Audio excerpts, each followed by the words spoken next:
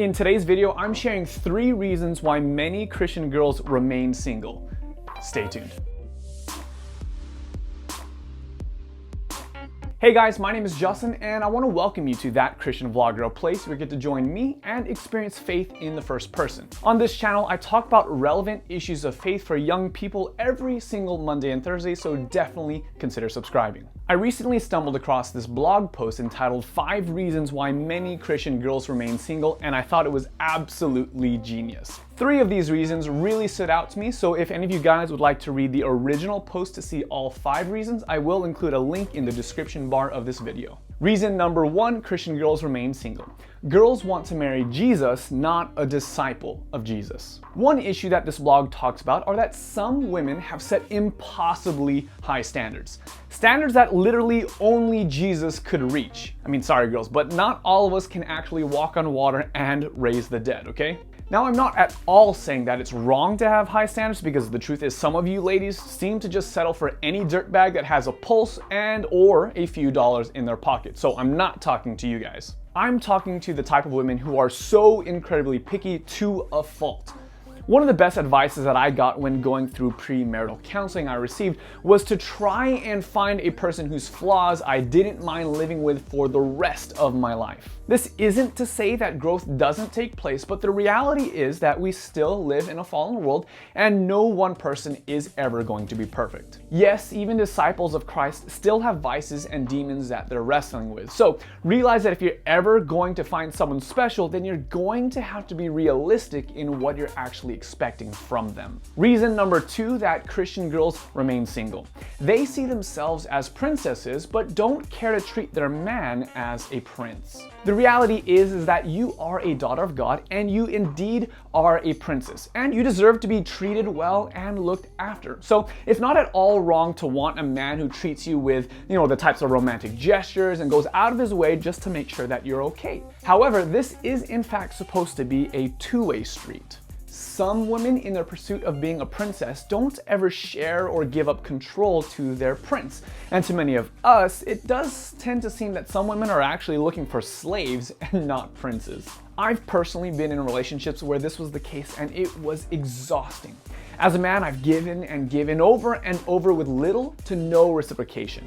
In a healthy relationship, there has to be a degree of give and take. This does mean at times that you will get your way, but then at other times it does mean that you actually need to compromise and serve. For me and for most of the guys that I've spoken to, there's only so long that we care to be in a one-sided relationship. Today's culture dictates that men are to pay for dinner, buy them gifts, remember every single anniversary, and basically just bend over backwards for the women. But just think, how would you feel if you were expected to do all these things and got nothing in return? So be sure to let them know that their efforts are appreciated and occasionally try to go out of your way to do something special for him. In fact, I would suggest that for every single time he does something special, that you reciprocate before expecting anything in addition for him.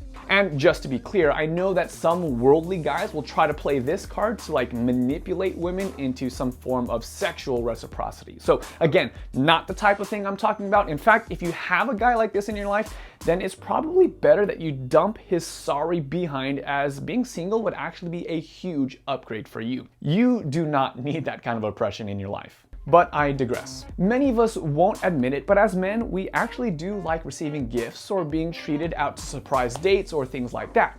But then again, it doesn't actually have to be the kind of thing that you have to spend money on. For many of you ladies, feeling loved is key, but for us guys, being respected is what speaks to us the most loudly. There's not much that will make us feel more special than having the woman that we love telling us how much she respects us and appreciates the stability of character and the type of effort that we put forward into taking care of her. Sometimes, honestly, it's just nice to know that you feel the same way about us. Reason number 3, Christian girls remain single. They like being pursued but don't want to be caught. Listen, I get this one. Committing to a relationship can be hard.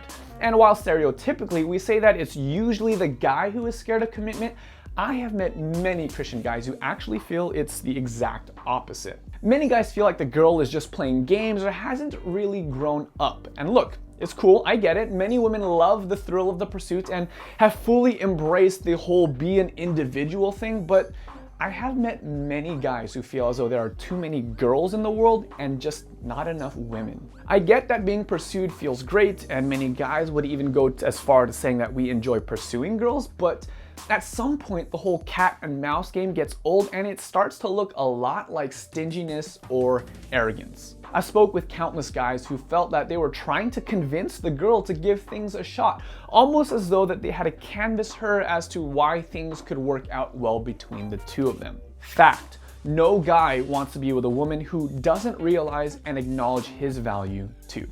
As always though, these are just my thoughts on the issue and I'm open to hearing yours. Why do you think so many Christian girls remain single, and what is your advice to them? Let me know in the comment section below. As always, if you enjoyed this video, give it a like or a share, and if you haven't yet, go ahead and hit that subscribe button below.